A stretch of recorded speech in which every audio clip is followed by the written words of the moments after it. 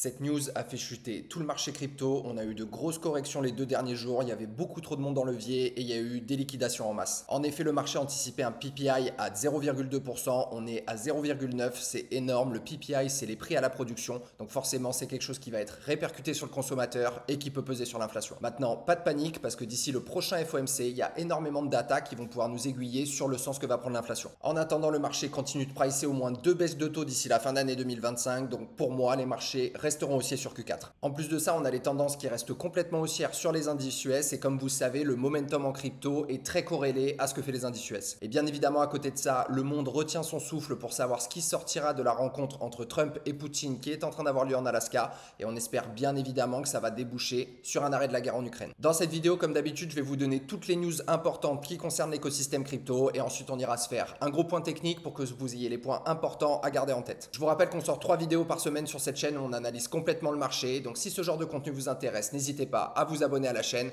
et continuez bien évidemment de liker et de commenter nos vidéos. On attaque avec les news. Donc comme on l'a dit en début de vidéo, au cours de la dernière heure, donc là c'était suite à l'annonce justement du PPI qui a été beaucoup plus haute qu'attendu. On a 460 millions de dollars de positions qui ont été liquidées, donc 443 millions en long en moins d'une heure. Je ne sais pas si vous vous rendez compte à quel point le levier est destructeur. Et encore une fois, c'est pour ça que dans le club, on n'en utilise jamais et on vous recommande de rester très loin de ça. Du côté de Bitcoin, on a Citigroup qui pèse quand même 200 milliards de dollars, qui envisage de proposer des services Bitcoin, crypto et stablecoin. On a Sequence qui prévoit d'acheter jusqu'à 100 000 Bitcoin d'ici 2030. On a également appris que le fonds souverain d'Abu Dhabi, Mubadala Investment, détiendrait 534 millions de dollars dans l'ETF IBIT de BlackRock sur Bitcoin. On a également appris que Google a fait l'acquisition de 8% du capital de mineurs de Bitcoin TeraWulf pour un montant de 3,7 milliards de dollars. Du côté d'Ethereum, on a Bitmain qui a ajouté 135 000 ETH à sa trésorerie pour une valeur environ de 600 millions de dollars. La société détient aujourd'hui pratiquement 1 300 000 Ethereum pour une valeur de pratiquement 6 milliards de dollars. Toujours sur Ethereum, on a Sharplink qui nous annonce détenir pratiquement 730 000 ETH valorisés à 3,3 milliards de dollars après avoir levé plus de 2,6 milliards de dollars pour renforcer leur position. On continue avec Solana, on a la SEC qui reporte de 60 jours le délai de décision pour les demandes d'ETH Spot. La date de décision finale est donc fixée au 16 octobre prochain. On a aussi DeFi DevCorp qui continue justement d'ajouter du Solana à sa trésorerie. Ils en ont racheté pour 110 000, portant le total de leurs avoirs à 1 500 000 Solana,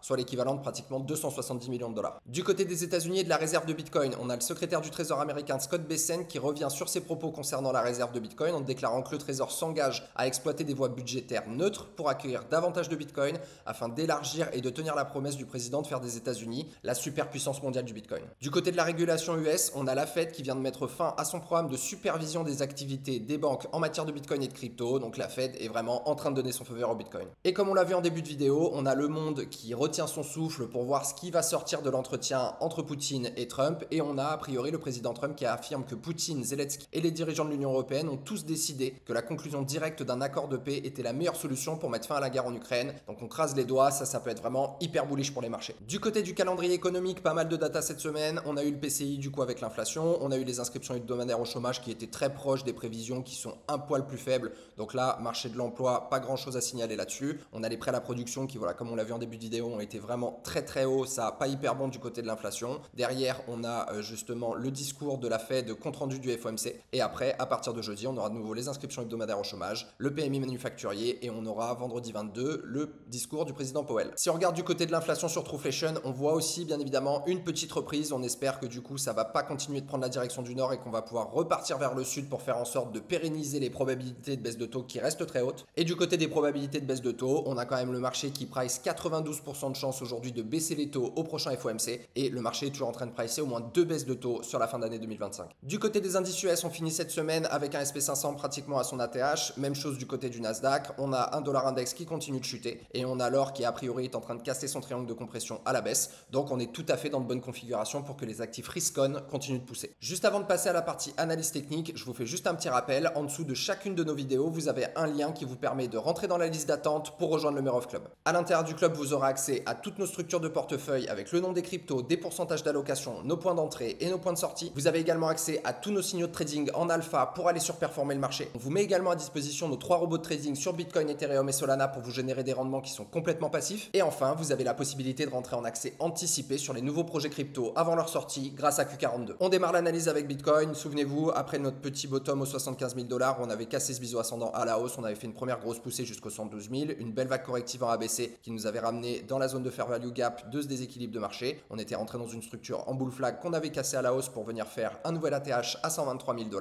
Derrière, on rentre dans un espèce de canot descendant qu'on avait cassé à la baisse avant de le réintégrer. Ça nous avait permis de retravailler toute la zone de déséquilibre de marché. Et là, on est revenu faire un nouvel ATH. Après, il y a eu la news du PI. Donc là, on est en train de venir retester cette trendline baissière sur le haut de ce canal descendant. Donc là, ce qui serait très important de maintenir, ça serait surtout la ligne des 50 au niveau du RSI, qui nous permettrait justement un rebond pour reprendre la direction du nord et peut-être faire en sorte que ce soit juste un pullback avant la reprise haussière. Du côté des ETF sur Bitcoin, rien de bien fou, quelques petits inflows durant la semaine dernière et là un tout petit inflow hier de 14 millions de dollars, mais globalement on voit qu'il y a de l'intérêt qui est beaucoup plus en train de partir sur Ethereum du côté des ETF. Du côté de la Bitcoin dominance, on est toujours dans une tendance baissière, on avait cassé ce dernier plus bas qui nous avait permis de faire le dernier plus haut au 66%, on est venu vraiment le casser, signe d'un retournement de marché, on est venu prendre résistance au niveau de la borne des 62% et là on est arrivé de nouveau sur une zone support au niveau des 50%, important de la casser pour que ça nous confirme que les liquidités sont toujours en train de passer de Bitcoin vers les altcoins. D'ailleurs, si on se fait un petit tour du côté du Total 3, donc qui représente le total market cap qui enlève Bitcoin et Ethereum, donc qui est un peu plus le reste des altcoins,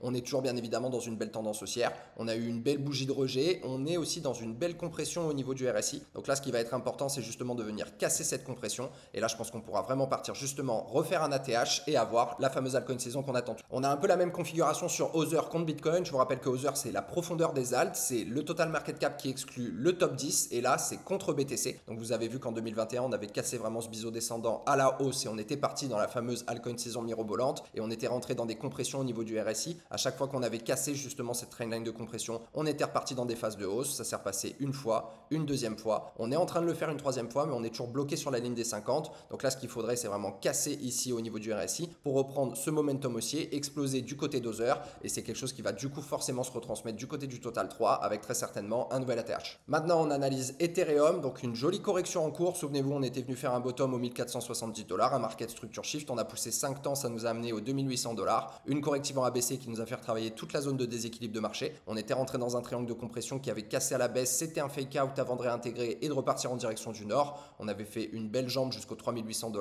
Une petite phase corrective qui nous ramène sur la zone support des 3003. On réexplose de nouveau à la hausse. Donc là, on a fait quand même une sacrée performance. On est venu chercher avec cette grande 3 les 1,618 au niveau des 4500 $.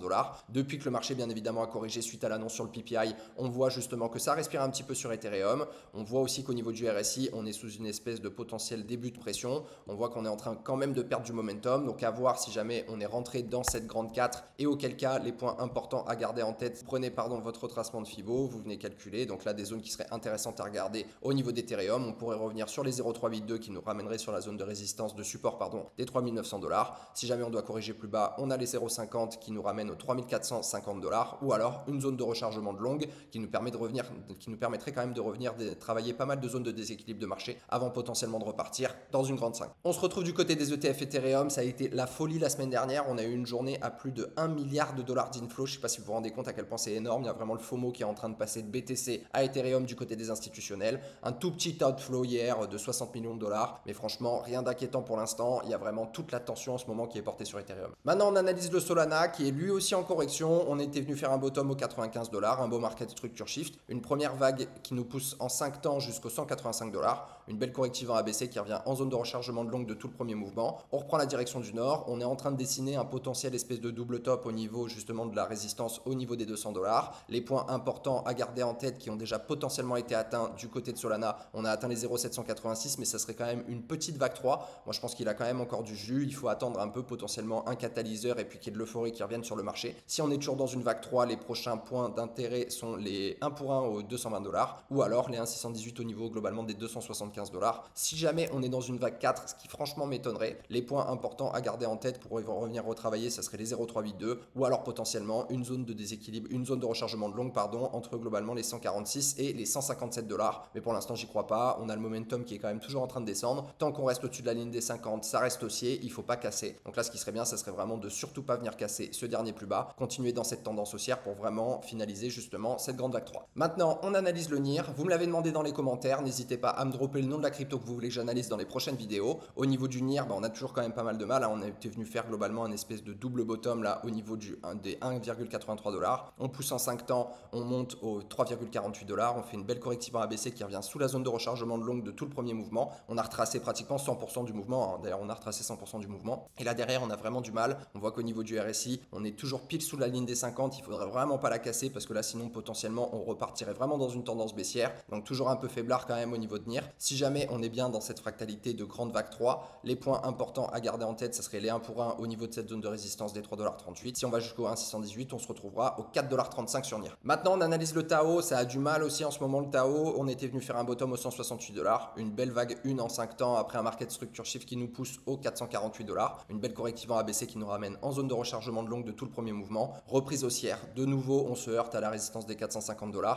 on subit quand même un beau rejet. Au niveau du RSI on est quand même on est sous trendline baissière déjà, et en plus on est en train quand même potentiellement de casser la ligne des 50, momentum baissier. Donc là ce qu'il faut c'est surtout pas venir casser le dernier plus bas des 280$, sinon c'est signe que cette ABC c'est en fait qu'une A, une B pour venir faire une C qui peut potentiellement descendre plus bas. Si jamais on est bien dans cette grande vague 3, il faut vraiment une reprise du momentum du côté de Tao. Derrière, les points importants à garder en tête, ça serait aller chercher déjà les 1 pour 1 au 619$, ou alors les 1,618 au niveau des 822$, mais là il faut vraiment un vrai réveil du côté de Tao. On analyse le BNB qui reste toujours extrêmement fort mais qui est potentiellement en train de nous faire un espèce de double top. Souvenez-vous, on était venu faire un top local au 765$, on a fait une grande corrective ABC qui nous a permis de commencer à dessiner un triangle de compression. On refait un market structure shift, on pousse une grande une de corrective qui revient en zone de rechargement de longue du premier mouvement, on tire une 3, une 4 corrective, on est parti dans la grande 5 et là on est quand même sur une franche perte de momentum. Il y a une énorme divergence, vous voyez, qui est en train de se mettre en place. Vous voyez, ça monte sur le cours alors que sur le RSI ça descend. Donc là la divergence sera confirmée soit si on casse le dernier plus bas, ou alors si on casse le dernier plus bas justement au niveau du RSI. Donc là recasser la ligne des 50, ça serait vraiment un signe de grosse correction potentielle sur BNB.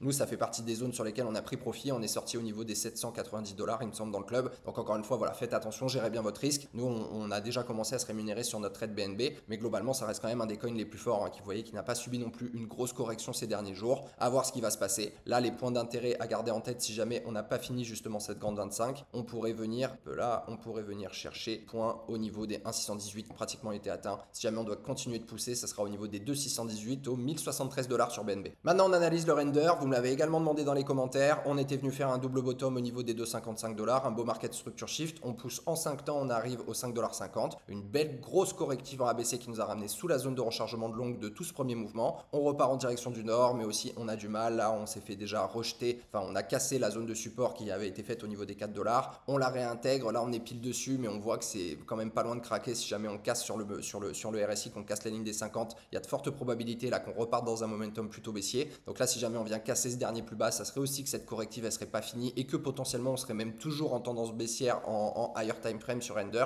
Donc là il faudrait vraiment une reprise. Si jamais on est toujours bien dans cette grande 3, les points importants à garder en tête, ça serait bon déjà de venir faire un nouveau plus haut bien évidemment au-dessus au moins des 5,45$, les 1 pour 1 seraient au 5,60, les 1,618 au 7,46 et les 2,618 au niveau des 10,50$ du côté de render. Maintenant on analyse le AVAX, on était venu faire un bottom au niveau des 14,50$, un market structure shift, une vague 1 qui nous pousse en 5 temps jusqu'au 26,62$, une grosse corrective en ABC qui revient sous la zone de rechargement de longue de tout le premier mouvement. On repart à la hausse, on se fait fortement rejeter par cette zone de résistance au niveau des 27$, et là pareil on a du mal quand même à reprendre du momentum. On voit qu'on avait une potentielle compression sur le RSI qui a été cassée, on arrive à maintenir la zone des 50, donc il faudrait vraiment la repartir vers le nord pour continuer justement dans la fractalité de cette pareil, grande 1, une grande 2, une grande 3 avant une 4 et une dernière 5, la poussée finale. Là quels sont les points importants à garder en tête du côté du AVAX? Si jamais vous prenez le bas de votre 1, le haut de votre 1 et le bas de votre 2, ça serait déjà les 1 pour 1 au moins au niveau des 28$, les 1,618 au 35$, si jamais on doit pousser beaucoup plus haut, ça serait les 48$ pour les 2,618 avant potentiellement une 4 et une grande 5 si jamais on est bien dans cette tendance haussière. Maintenant on analyse le SUI, pareil, vous savez que c'est une des grosses convictions du club. On a fait un bottom au 1,73, un market structure shift avant une vague en 5 temps qui nous a poussé jusqu'au 4,10$. On fait une belle corrective ABC qui nous ramène dans la zone de rechargement de longue de tout le premier mouvement. On repart en direction du nord, on est revenu faire un top local au niveau des 4,35$, mais on se fait quand même fortement rejeter. Il y a quand même une grosse zone de résistance au niveau des 4,10$. Là aussi on a du mal, on retrouve une pattern qu'on avait déjà vu sur le RSI avant qu'on parte justement dans cette grande 3. On est vraiment comprimé là sous une trendline, on est sur la ligne des 50. Là ce qui serait important, ce serait vraiment de conserver la ligne des 50, casser la trendline pour pouvoir repartir en direction justement du nord.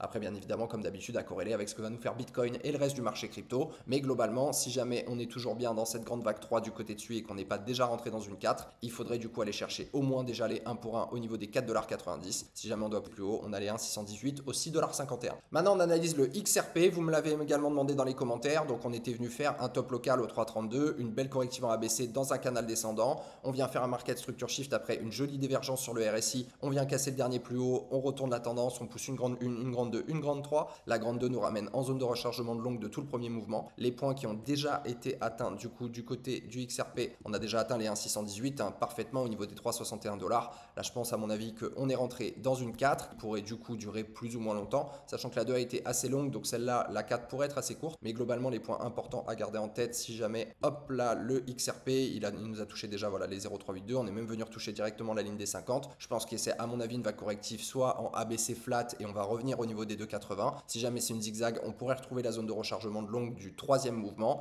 avant de justement reprendre le quatrième. Derrière, les points importants à garder en tête, ça sera en fonction d'où termine justement cette 4 et là, on pourra commencer à aller calculer la 5. Maintenant, on analyse le RSR qui m'a également été demandé dans les commentaires. On était venu faire après une longue phase d'accumulation un market structure shift et un petit bottom au niveau des 0,0014. On pousse une belle vague en 5 temps qui nous amène jusqu'au 0,013, donc quand même gros potentiel de perf là qu'il y avait eu sur RSR. Une belle corrective en ABC qui nous amène en zone de rechargement de longue de tout le premier mouvement. On repart pour la grande vague 3. D'ailleurs, quels points ont déjà été atteints du côté de cette vague là? Si jamais on prend le bottom, le haut de la 1, le bas de la 1, on a atteint les 1,618. On n'est pas monté jusqu'au 2,618. On est parti du coup dans cette corrective encore une fois en ABC. Et là, on est en train d'essayer de reprendre tout doucement un momentum haussier pour potentiellement pousser cette grande vague 5. On est sous une belle compression au niveau du RSI. Là, ce qu'il va pas falloir, c'est vraiment aussi casser la ligne des 50 pour pouvoir justement repartir en direction du nord. Les points importants à garder en tête du côté de RSR si jamais vous êtes exposé dessus, ça serait le bas de votre 1, le haut de votre 3, le bas de votre 4 si jamais elle est terminée bien évidemment. Et après derrière, on pourra aller pousser des 1 pour 1 au 0,03, des 1,618 au 0,046 ou si vraiment la vague 5 est très forte, vous pourrez trouver des 2,618 au 0,072. Maintenant, on analyse le INJ que vous m'avez également demandé dans les commentaires. On est venu faire un bottom aussi $38, un beau market structure shift, on pousse en 5 temps, on arrive en zone de résistance au 15,50 $, une belle corrective en ABC qui nous amène en zone de rechargement de longue de tout le premier mouvement. On avait cassé aussi une belle compression là sur le RSI au niveau justement hop là de cette trendline. Après du coup on est reparti dans la grande 3. Là encore une fois on a quand même du mal, je sais pas quels sont les points qui ont été atteints du côté d'INJ. On est venu atteindre à mon avis les 0,786 mais on n'a même pas atteint les 1 au niveau des 18 $. J'ai le sentiment que cette grande 3 n'est pas encore terminée, mais après encore une fois je peux me tromper, s'il faut on est déjà dans une 4 et dans ce cas les perspectives et les potentiels de performance au niveau de la 5 sont franchement assez décevants du côté d'INJ. Encore une fois à voir, mais là quand même il y a une sacrée perte de momentum et puis on se fait quand même aussi pas mal rejeter au niveau de la zone de résistance des 15,50 $. Donc là à voir encore une fois à corréler avec ce que va faire le reste du marché, mais globalement vous voyez on avait une belle divergence aussi au niveau du cours justement. Si jamais on commence à venir casser le dernier plus bas, qu'on casse la ligne des 50, divergence confirmée, on pourra à mon avis retourner plus bas sur INJ, à voir à peu près comment va se comporter le marché dans les prochains jours, mais vraiment manque de momentum du côté d'INJ. Dans les commentaires vous m'avez également demandé d'analyser le FET, c'est la vidéo où je l'ai fait toute parce que j'en ai tellement, au moins j'en traite une bonne partie. Là du coup vous aviez fait un bottom au 0,33, une belle vague en 5 temps qui nous pousse jusqu'au 0,99, donc on a fait quand même un beau x3 sur la vague 1, une corrective en ABC qui nous amène en zone de rechargement de longue de tout le premier mouvement. On repart à la hausse, là pareil on a vraiment du mal, hein. Il y a quand même une sacrée perte de momentum. On voit aussi qu'il n'y a pas de divergence, mais on est en train de casser là ici la ligne des 50. Par contre il y a une divergence ici qui devrait être normalement une divergence assez bullish, mais pour le coup là on voit qu'il y a quand même une perte de force au niveau du FET. Ça fait pas partie des cryptos qu'on a en portefeuille dans le club, on pense qu'il y a des bêtes bien plus intéressantes d'un point de vue momentum, traction de marché, risque rendement qui sont sur le narratif de l'intelligence artificielle. Mais après bien évidemment voilà, ça reste un bon projet. Là les points importants globalement à garder en tête si on est bien dans cette fractalité de grande 3, ça serait d'aller chercher au moins les 1 pour 1 au niveau des 1,17. Si jamais on pousse fort les 1,618 au niveau des 1,56 et après toujours les 2,618 qui peuvent nous amener jusqu'au 2,20 $. Et franchement c'est quand même assez faiblard là du côté de FET. J'ai l'impression en plus de ça qu'il y a une pression sur le RSI voilà, sur laquelle on ne s'est toujours pas affranchi. Déjà il faut maintenir les 50, reprendre les 50, casser cette trendline et là on pourra vraiment repartir dans cette fractalité de grande 3. Mais voilà, c'est assez faiblard quand même du côté de FET. On revient se faire un tour du côté du Dogecoin. On avait fait un bottom au 0,12, un beau market structure shift, on pousse 5 temps, on arrive au 0,24, corrective ABC qui nous ramène en zone de rechargement de longue de toute la première poussée. On repart derrière en direction du nord. On a atteint, il me semble, les 1 pour 1 du côté de Dodge, si je dis pas de bêtises. Voilà, on a atteint pile les 1 pour 1. Si jamais on est déjà reparti dans cette 44, si jamais c'est une flat, on reviendra très certainement visiter les 0,19. Si jamais c'est une zigzag, on pourrait revenir vraiment plus bas. On a un petit peu de déséquilibre de marché globalement au niveau des 0,17. On voit que sur le RSI, c'est pas fifou non plus. On est proche de la ligne des 50. Il faut pas casser pour pouvoir justement continuer d'être dans cette fractalité de grande 3 si jamais on n'est pas déjà rentré dans une 4. Et là, globalement, les prochains points d'intérêt à garder en tête, si jamais on arrive à casser la résistance des 0,24 et celle du coup des 0,31 et qu'on est toujours dans cette grande 3, on va se retrouver très certainement au 1,618 pour les 0,36 $ sur Dodge. Maintenant, on analyse le virtual sur lequel on a toujours aussi pas mal de mal. Il faut vraiment maintenir cette zone support au niveau des 1,20 $. Globalement, on avait fait un bottom au 0,40, une belle vague 1 pardon, en 5 temps qui nous ramène au 2,99 0,53, une grosse corrective en ABC qui n'est peut-être a priori pas finie, on est toujours peut-être dans cette grande vague 2, on n'est peut-être même pas encore revenu dans une 3, on voit qu'au niveau du RSI vraiment là on est très très bas, on n'arrive pas du tout à s'affranchir de la zone des 50, donc moi pour le coup voilà, on est toujours en train de retravailler potentiellement cette zone de rechargement de longue de tout le premier mouvement, ça fait pas partie des cryptos sur lesquels on a en portefeuille dans le club, on pense qu'il y a quand même des choses qui sont beaucoup plus intéressantes. Si jamais le bottom entre guillemets de cette vague 2 a été posé ou qu'on n'en est pas loin, on va pouvoir retourner peut-être dans une grande 3 qui nous amènerait, si on va chercher les 1 pour 1 au 3,31, si on va chercher les 1,618 au 4,66, mais franchement ça manque aussi quand même pas mal de momentum, il y a une potentielle aussi pression au niveau du RSI qui va également falloir casser, prendre la ligne des 50 pour repartir dans cette grande 3, mais c'est assez mollasson aussi du côté du virtual. Maintenant on analyse le Toshi qui est un des gros meme coins quand même avec une grosse communauté sur l'écosystème Base. On était venu faire un joli bottom au niveau globalement des 0,3019, on vient faire un market structure shift, on pousse 5 temps, ça nous amène globalement au niveau de la zone de résistance ici des 0,3075, belle corrective à ABC, je pense qu'on est reparti dans une 3, on est revenu en zone de rechargement de longue de tout le premier mouvement. Là derrière on a quand même aussi du mal à vraiment exploser, après c'est lié au contexte de marché général au niveau des cryptos. Si jamais on est toujours bien dans cette grande 3, les prochains points d'intérêt, les 1 pour 1 ça serait les 0,2011, si jamais on doit pousser au 1,618 ça serait les 0,2016, mais pour le coup à corréler avec ce que va faire le reste du marché. Là, important pareil aussi sur le RSI de bien maintenir les 50 pour pouvoir reprendre la direction du nord, reprendre du momentum et être bien dans cette fractalité de grande 3.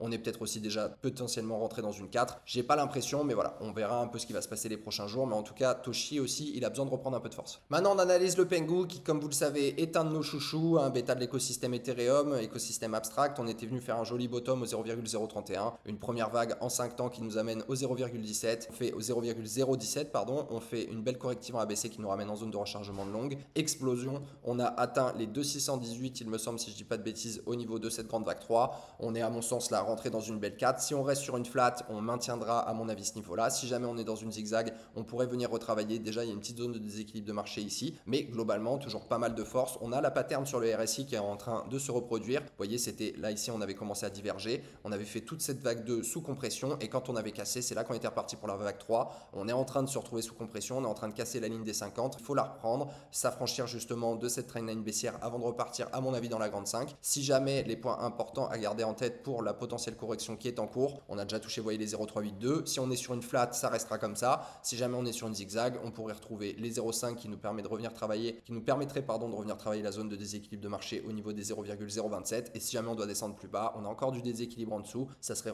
zone de rechargement de longue de la vague 3 qui se trouve globalement entre les 0,022 et les 0,016 qui nous à notre sens est encore un peu haut pour acheter. Nous on préfère vraiment avoir des points d'entrée qui permettent de maximiser notre rendement risque. On re-rentrera peut-être jamais sur Pengu, c'est pas grave, on a sorti une bonne partie de notre position dans ce coin là, il nous en reste encore pour aller continuer à générer de la perf, mais globalement à voir où cette vague 4 va s'arrêter avant de repartir pour une grande 5, mais globalement ça fait quand même partie des coins les plus forts de l'écosystème au niveau des bêtas d'Ethereum. Maintenant on analyse le WIF, donc ça crypto qui est bien évidemment dans les portefeuilles du club, on a fait un petit bottom au 0,3, un market structure shift, une belle vague en 5 temps qui nous amène au 1,40, une vague corrective en ABC qui nous amène en zone de rechargement de longue de tout le premier mouvement, on était reparti à mon sens dans cette actualité de grande 3, je sais pas ce qui a été atteint du côté de WIF, je pense pas qu'on ait atteint encore les 1 pour 1, on a les 1 pour 1 qui sont au niveau des 1,72 $, on est en train de casser aussi sur le RSI la ligne des 50, signe quand même d'un momentum plutôt baissier, donc là il faut recasser la ligne des 50, repartir vers le nord pour justement continuer et terminer à mon avis cette grande vague 3, je pense qu'il a quand même encore du jus dans le ventre le WIF, et si jamais on est dans une 4, on pourra les calculer en fonction justement de si on est dans une flat ou plutôt une vague en zigzag qui dans ce cas là redescendrait plus bas, mais je pense à mon sens qu'on est toujours dans une 3, donc à voir bien évidemment ce que va nous faire le marché les prochains jours. Voilà les amis, c'est tout pour moi, j'espère que cette vidéo vous a plu, comme d'habitude n'hésitez pas à commenter, à liker et à vous abonner à la chaîne si vous voulez voir plus de contenu comme celui-ci. Je vous rappelle que tout ce qui a été dit dans cette vidéo n'étant un conseil en investissement, faites bien vos propres recherches, gérez bien votre risque, restez très loin du levier et surtout n'investissez que ce que vous êtes prêt à perdre. C'était JB, leader du Mare of Club, on se retrouve dans une prochaine vidéo.